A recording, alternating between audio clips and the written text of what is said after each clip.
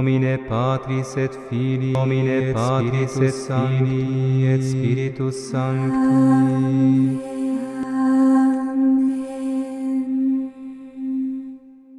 Cerero in Deum, Patrem omnipotente.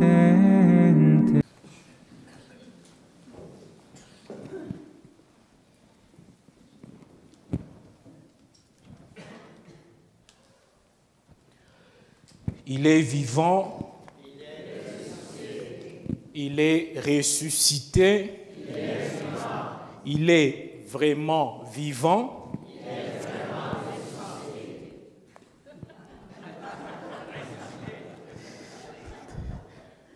Nous arrivons au 4e dimanche de Pâques. Ce dimanche est connu comme le dimanche du bon pasteur.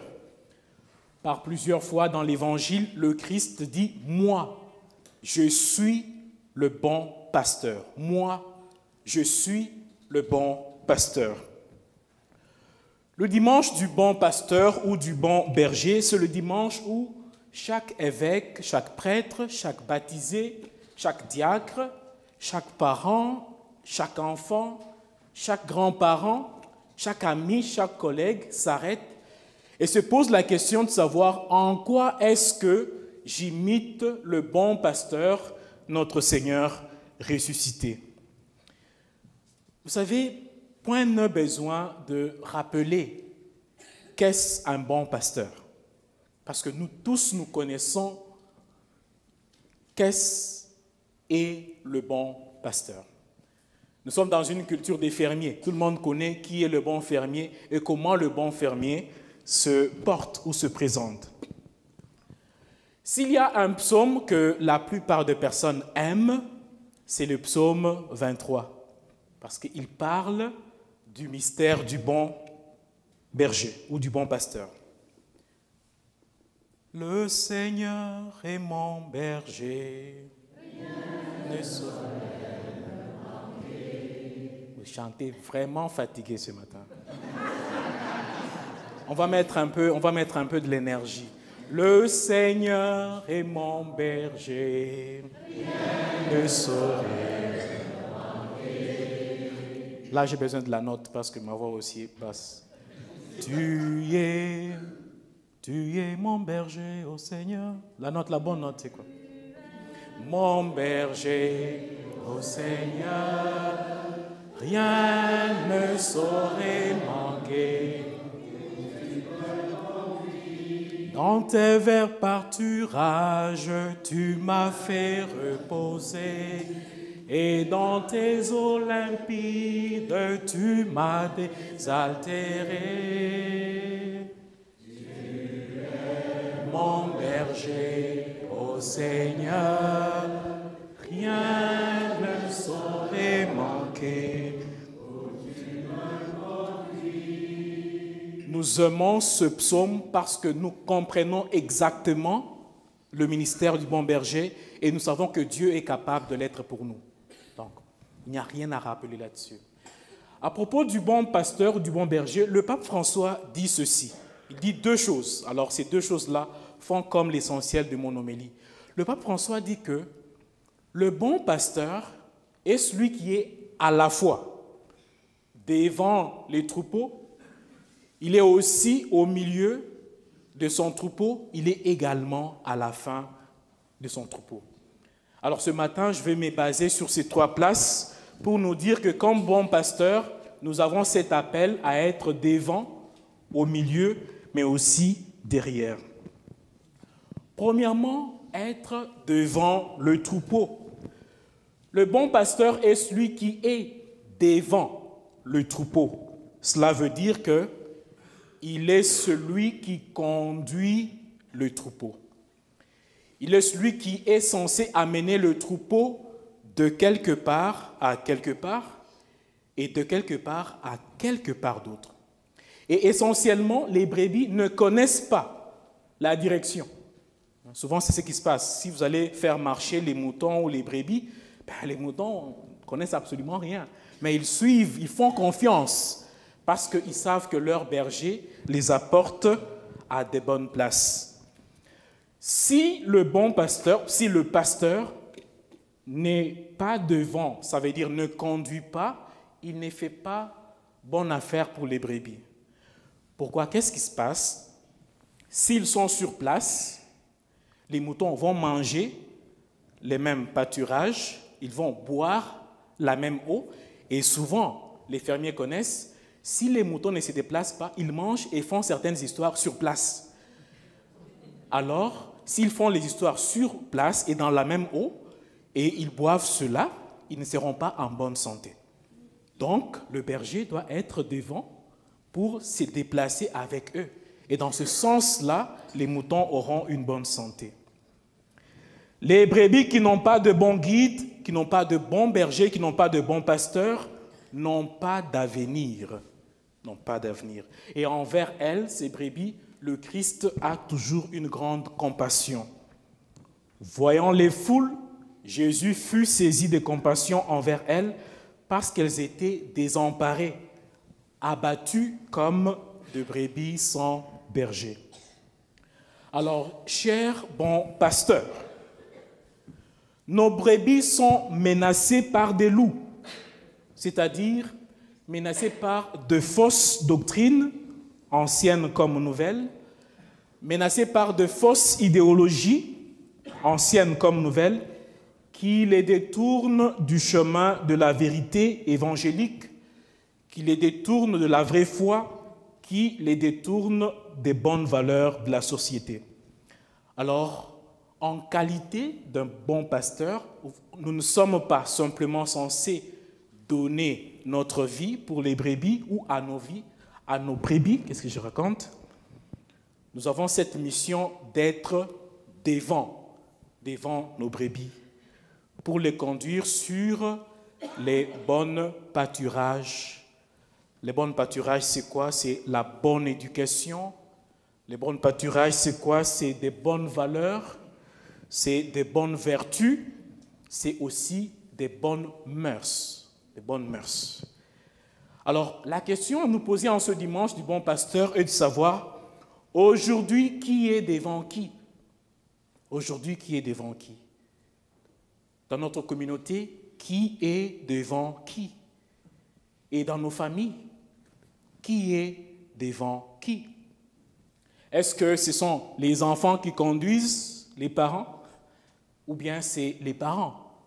Parce qu'eux connaissent, ils ont les maps de la vie, ils ont déjà vu, ils ont déjà vécu. Est-ce que ce sont eux qui mènent la vie en famille?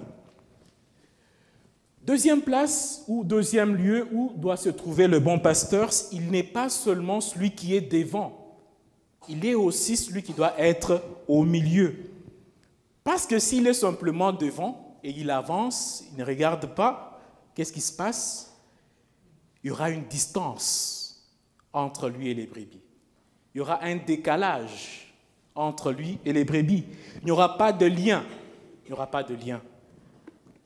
Le bon berger, le bon parent, le bon pasteur est celui qui suit ce modèle du pasteur qui est le Christ. Car tout saint qu'il était, il se mélangeait avec les pécheurs, il mangeait avec les collecteurs d'impôts, il pouvait toucher les lépreux, manger avec les scandaleux de son temps. Par ses actes, le fait que le Christ était au milieu de ses brebis, lui-même ressentait sur soi-même l'odeur des brebis. Parce que le pape François dit quoi? Le bon pasteur, les bergers de l'Église doivent avoir sur eux l'odeur des moutons. Avoir l'odeur des moutons. On connaît comment le mouton sent, n'est-ce pas? Bien. Alors, le pape François dit ça, le bon pasteur doit sentir l'odeur des moutons. Il y a les images du bon pasteur, si vous voyez ça, c'est souvent Jésus qui porte un bélier ou quoi, mais on ne peut pas le porter sans le sentir sur soi-même. Le bon pasteur est celui-là, celui qui est toujours proche de ses moutons. Cher bon pasteur, ne fuyons pas l'odeur de mouton. Et pour les prêtres, je vais dire, ne nous enfermons pas dans un cléricalisme bâti sur le statut et sur l'autorité sacerdotale. Non, ce n'est plus le temps. Jésus était parmi. Il pouvait visiter la belle-mère de Simon, imaginez, la belle-mère de Simon. Il pouvait préparer le petit déjeuner pour ses disciples. Là, vous pouvez lire Jean 21, 1, 12. Il pouvait visiter Lazare, Marie et Marthe dans leur propre maison. Alors, chers parents, comment pouvez-vous sentir l'odeur de vos moutons si vous êtes toujours partis, si vous êtes toujours pris dans vos horaires? C'est bien de chercher l'argent pour les enfants, de leur donner vie à venir, c'est bien. Mais comment pouvez-vous sentir leur odeur si vous êtes toujours pris dans vos calendriers? Époux, épouse, comment allez-vous sentir l'odeur de votre conjoint, de votre mouton, si chacun est toujours parti? Que cette prophétie interpelle les mauvais pasteurs et tous les mauvais bergers. C'est la prophétie d'Ézéchiel 34. Il dit ceci, et je vais faire des commentaires dessus. Ainsi parle le Seigneur Dieu. Quel malheur pour les bergers d'Israël, qui sont les bergers pour eux-mêmes. N'est-ce pas pour les brebis qui sont des bergers? N'est-ce pas pour vos enfants qu'on vous appelle parents? N'est-ce pas parce que nous avons des parents qu'on nous appelle enfants? N'est-ce pas parce que j'ai un mari qu'on m'appelle époux, épouse? N'est-ce pas?